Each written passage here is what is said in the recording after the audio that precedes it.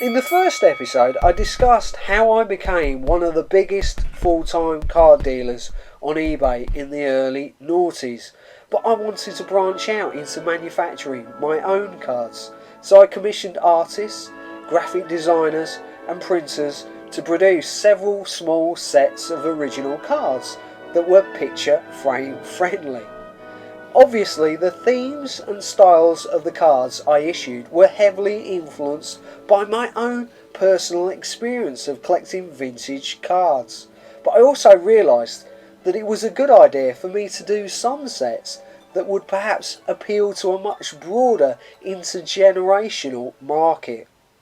It's amazing how much work is involved in getting the message out there via specialist magazines, newspapers, card price guides, nationwide club raffles, lots and lots of promo cards, bookmark postcards, and even a greetings card too.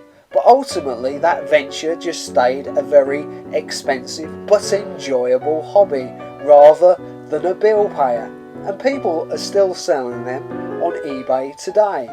Whilst doing all that, I was moonlighting as a YouTuber in 2006.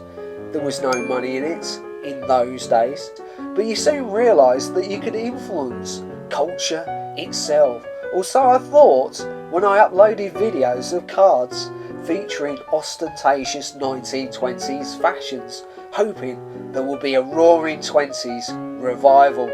Was it merely a coincidence that around that time there was a surge in interest in that decadent decade?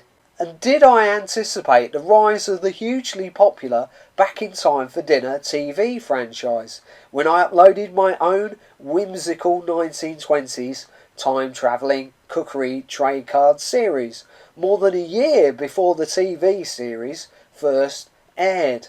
My suspicions were certainly not laid to rest when the exact same TV production company contacted me personally, asking me whether I would be kind enough to lend them my Roaring Twenties recipe cards for their second series. Just a shame the stingy TV company never actually paid me. So it's amazing what you can do with cards besides just collecting them. Thank you for watching my video, and please feel free to leave a comment and feedback. Now that you see that video, you might want to click on these other cardboard adventures.